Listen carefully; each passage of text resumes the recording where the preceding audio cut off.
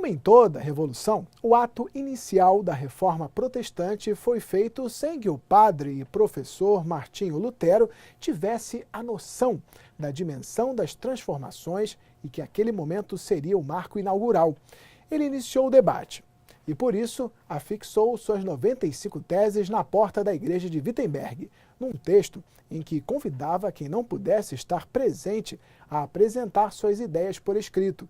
A Igreja Católica concedia o perdão mediante contribuições financeiras. Lutero considerava que isso era a venda do perdão, o qual só poderia ser concedido por Deus diante do arrependimento e da fé.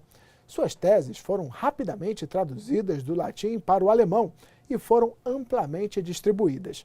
Uma cópia chegou a Roma e começaram os esforços para fazer com que Lutero mudasse sua opinião. Ele se recusou a ficar em silêncio e em 1521 foi excomungado pelo Papa Leão X. Lutero, então, se levanta contra a Igreja Católica e seus ideais não ficariam restritos a um só país. Se espalharam por toda a Europa. No século XVI, praticamente na mesma época, um pouquinho depois, nós temos na Suíça a reforma calvinista, que também foi associada ao movimento huguenote na França, e a reforma de Zwinglio, na Suíça, de fala alemã. Temos uma reforma tanto quanto conturbada anglicana que vai acontecer na Inglaterra e a chamada reforma radical, que também acontece no princípio do século XVI, alguns antecedentes no final do século XV, envolvendo os menonitas e os anabatistas, e todos eles estavam dizendo: precisamos voltar para as raízes, precisamos ler a Bíblia, o que nós estamos vendo não coincide com aquilo que Deus deseja para a igreja e a sociedade. Foi então que em 30 de outubro, no ano de 1517, o padre e professor de teologia Martinho Lutero pregou na porta da igreja do castelo de Wittenberg, na Alemanha, um pedaço de papel com as suas 95 teses revolucionárias, que começariam a reforma protestante.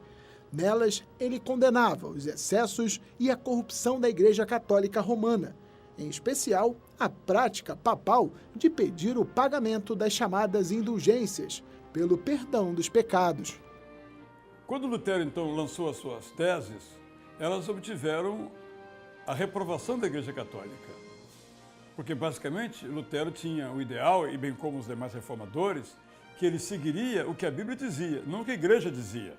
Só que a Igreja ensinava e ensina que ela está acima da Bíblia. Ela é uma autoridade maior. Por que maior?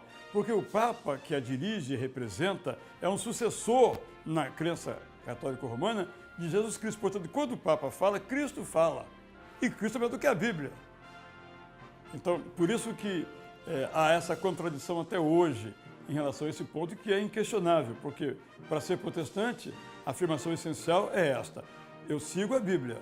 Ele, ao lançar as suas 95 teses, de uma maneira até despretensiosa, fez com que houvesse essa discussão e houvesse essa procura por algo diferente do que estava acontecendo na época. E isso resultou na reforma da igreja. Com a reforma de Lutero e as outras reformas ecoando na mesma sintonia, o que a gente tem? A gente tem uma descentralização de poder na Europa e um caminho crescente na direção de uma maior democracia. A gente tem um retorno à Escritura e à centralidade dos solas da reforma, uma mudança de eixo teológico onde é ressaltado, né?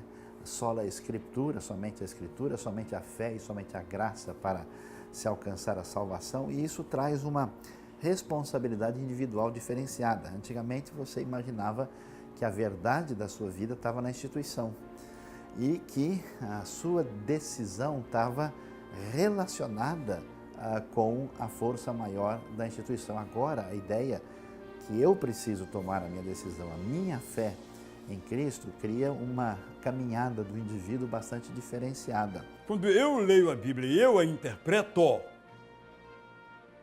eu sou autônomo. Mas, na teologia católica, a bula, digamos assim, ou o ensino magisterial da Igreja Católica interpreta.